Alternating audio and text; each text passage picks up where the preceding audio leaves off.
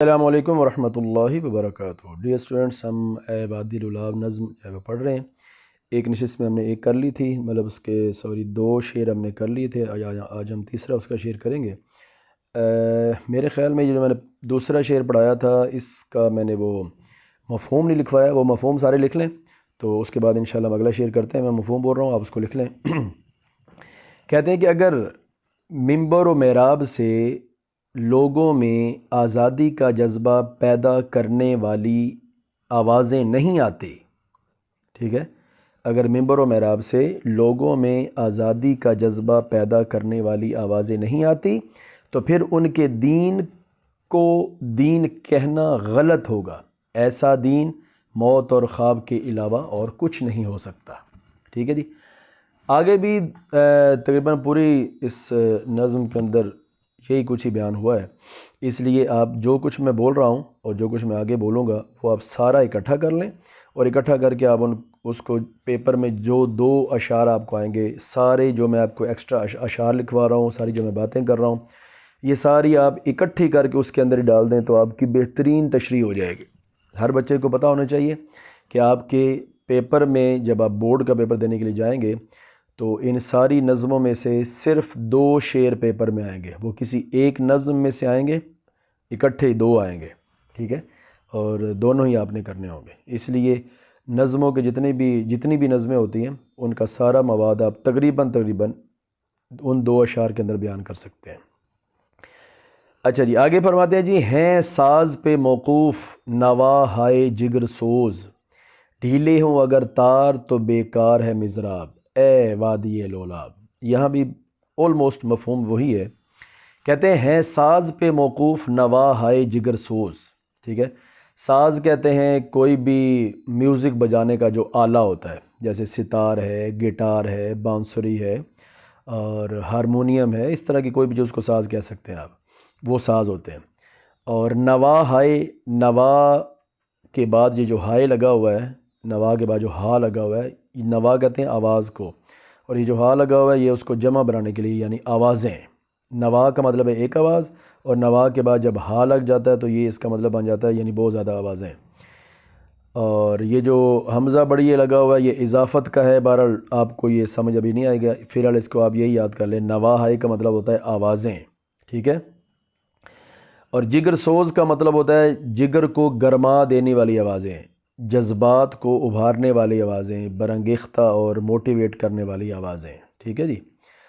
کہتے ہیں ساز پہ موقوف نوا ہے جگر سوز، کہتا ہے کہ کوئی بھی میوزک آپ سنتے ہیں نا تو سم ٹائم ہوتا ہے کہ میوزک سن کے نا ہمارے مطلب ہم خوش بھی بیٹھے ہونا تو اس طرح کوئی رونے والا کوئی میوزک بجاتا ہے کہ اس کو سن کے ہمارا دل بڑا رنجیدہ سا ہو جاتا ہے، پریشان سا ہو جاتا ہے، ٹھیک ہے۔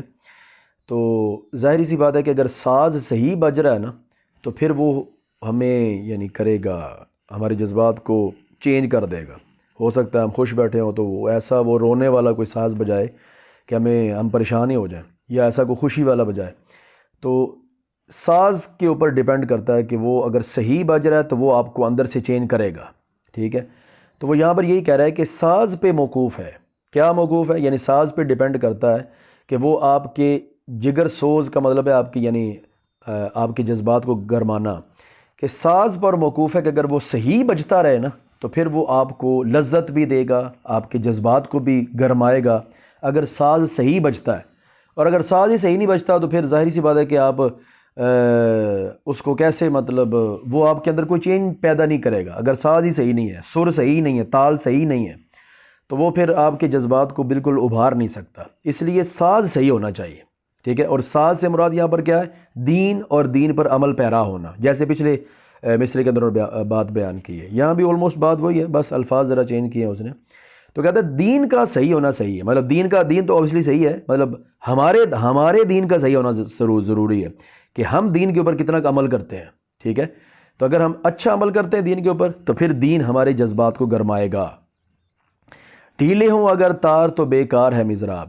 مضراب ایک پتری سی ہوتی ہے، آسان لفظوں میں آپ سن لیں، ایک پتری سی ہوتی ہے، اس کے ساتھ گٹار وغیرہ ہوتا ہے نا، اس کی تاریں لوہے کی ہوتی ہیں، اگر آپ اس کو انگلی کے ساتھ اوپر نیچے کریں گے نا تو وہ پھر آپ کی انگلی زخمی ہو سکتی ہے. تو ایک چھوٹی سی نا انہوں نے ایک لوہے کی بنی ہوتی ہے ایک پتری سی جس طرح سکہ ٹائپ ہوتا ہے نا, تو اس طرح وہ پکڑی ہوتی ہے انہوں نے, وہ تکونی ریکٹینگل اس میں ٹرائی اینگل میں بنی ہوتی ہے وہ, تو وہ انہوں نے وہ پکڑتے ہیں اس لوہے کی پتری کو, وہ ان لوہے کی تاروں کے اوپر مارتے ہیں جس سے پھر آواز پیدا ہوتی ہے. ٹھیک ہے, تو وہ کہہ رہا ہے کہ اگر مضراب پھر ہو گیا نا وہ پتری, کہتا ہے کہ اگر جو ساز ہوتا ہے نا ساز, یا جیسے آپ اپنے ذہن میں گٹار رکھ لیں اور آپ کو پتہ ہونا چاہیے کہ گٹار کے اوپر سے لے کے نیچے تک تاریں لگی ہوتی ہیں.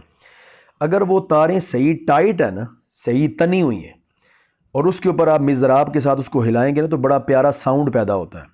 لیکن اگر وہ تاریں ہی ڈھیلی ہوں نا تو پھر ساؤنڈ اچھا نہیں پیدا ہوتا, بلکہ پیدا ہوتا ہی کوئی نہیں. ٹھیک ہے, تو وہ کیا کہہ رہا ہے کہ ڈھیلے ہوں اگر تار تو بیکار ہے مضراب. اگر تار ہی ڈھیلے ہیں اور آپ کے جذبات ہی مرے ہوئے ہیں, آپ کا دل ہی سویا ہوا ہے, اس کے اوپر گرد و غبار پڑی ہوئی ہے, پھر اس کے اوپر آپ جتنی بھی مضراب کے ساتھ وہ ضربیں لگائی جائیں گے نا تو اس کو کوئی فرق نہیں پڑے گا. اس لیے دل کا زندہ ہونا ضروری ہوتا ہے. ٹھیک ہے, اور جب تک آپ زندہ ہیں اوبویسلی دل تو زندہ ہی ہوتا ہے. مطلب یہ ہے کہ آپ کی جو فیلنگز ہوتی ہیں وہ مری پڑی ہوتی ہیں. ٹھیک ہے, اس کو جگانے والا کوئی ہونا چاہیے, اور اس کو جگایا جا سکتا ہے. وہ ختم نہیں ہوتی, یا وہ بالکل نسیاں منسیاں نہیں ہو جاتی کہ وہ ختم ہی ہو جائیں, ہوتی ضرور ہیں. لیکن مصیبت صرف کیا ہوتی ہے کہ ہم دنیا داری میں اتنے زیادہ پڑے ہوئے ہوتے ہیں کہ ہمارے اندر وہ جذبہ پیدا ہی نہیں ہوتا. مثال کے طور پر دیکھیں نا, صحابہ کرام تھے یا پچھلے ہمارے سپہ سالار ہیں, اب ان کے اندر ایک جذبہ تھا, شہادت کا جذبہ, اور وہ شہادت کا جذبہ کس نے پیدا کیا ہوا تھا؟ دین نے پیدا کیا ہوا تھا. تو وہ دین کے قریب تھے تو ان کو موت سے ڈر نہیں لگتا تھا. ہم جتنا دین سے دور ہو گئے ہمیں موت سے ڈر لگتا ہے. جب ہمیں موت سے ڈر لگے گا تو ظاہری سی بات ہے کہ ہم کبھی بھی میدان جنگ میں جا کے کھڑے نہیں ہوں گے. کیوں؟ اس لیے کہ ہماری جو اندر کا ساز ہے نا, اس کے تار ہی ڈھیلے ہوئے پڑے ہیں. اس کے اوپر اب دین قرآن کی آیتیں سنتے ہیں, حدیثیں سنتے ہیں, ہمارے اوپر اثر ہی کو نہیں ہوتا. اس لیے ہمیں اندر سے جاگنا ہوگا, کوئی جگانے والا ہو. ٹھیک ہے, جیسے پچھلے شعر میں اس نے کہا کہ جگانے والا ہے ہی کو نہیں فی الحال. تو ہمیں یہ جو ممبر و محراب پر بندے بیٹھے ہیں ان کے اپنے جذبے صحیح نہیں ہے تو یہ ہمیں کیا جگائیں گے. ٹھیک ہے, تو جیسے علامہ نے فرمایا تھا کہ نہیں ہے اقبال نا امید اپنی کشتے ویراں سے, اور ذرا نم ہو تو یہ مٹی بڑی زرخیز ہے ساکی. تو مطلب کیا ہے کہ ان بندوں کو, یہ جو آپ کی عوام ہے, ان کو جگایا جا سکتا ہے. یہ مر نہیں گئے, یہ بھی زندہ ہیں, صرف ان کے دلوں کے اوپر وہ نا گرد پڑی ہوئی ہے. اب مسئلہ صرف یہ ہے کہ اس گرد کو ہٹانے والا کوئی بندہ ہونا چاہیے. ٹھیک ہے, کیونکہ اب ہمارے بعد اور کسی نے نہیں آنا اس گرد کو ہٹانے کے لیے. اب ہم ہی ہیں. اگر ہم ہی کوشش نہیں کریں گے, آج ہم کوشش نہیں کریں گے تو پھر کبھی بھی ہمیں آزادیاں نہیں مل سکیں گی. جیسے کسی شاعر نے کہا نا کہ تو ادھر ادھر کی نہ بات کر, یہ بتا کہ قافلہ کیوں لٹا, مجھے رہزنوں سے گلا نہیں, تیری رہبری کا سوال ہے.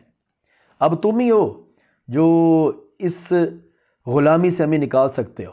ٹھیک ہے, اگر ہم اس غلامی میں رہے تو ہم کشمیر کو, پاکستان کو کبھی بھی نہ ترقیوں پر لے کے جا سکتے ہیں, نہ کبھی آزاد کروا سکتے ہیں. کیونکہ علامہ نے خود ہی فرمایا تھا نا کہ غلامی میں نہ کام آتی ہیں شمشیریں نہ تدبیریں, جو ہو ذوق یقین پیدا تو کٹ جاتی ہیں زنجیریں. تو یقین ہونا چاہیے, غلامی سے نکلنا آپ نے. غلامی میں رہیں گے تو کبھی کامیابی نہیں ہوگی. ٹھیک ہے, یہ دیکھیں نا کتنا عرصہ پہلے علامہ اقبال نے یہ کتنی پیاری بات کر دی تھی کہ غلامی میں نہیں آپ کچھ بھی کر سکتے. اب ہم دیکھیں ایٹمی پاور ہے, ہم چونکہ ذہنی طور پر غلام ہیں, ہم اس لیے کر ہی کچھ نہیں سکتے. ایٹمی پاور ہو کر بھی مطلب ہم کر کچھ نہیں رہے. یہی وجہ ہے کہ ہمارا اندر کیا ہے, وہ غلام ہے.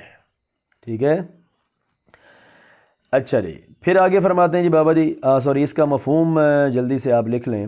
کہتے ہیں جی, میں ایک دفعہ بول دیتا ہوں, اویسلی ریکارڈنگ ہو رہی ہے تو آپ اس کو ریوائز کر کے بھی سن سکتے ہیں. میں ایک دفعہ بول دیتا ہوں, اس کو سن لیں.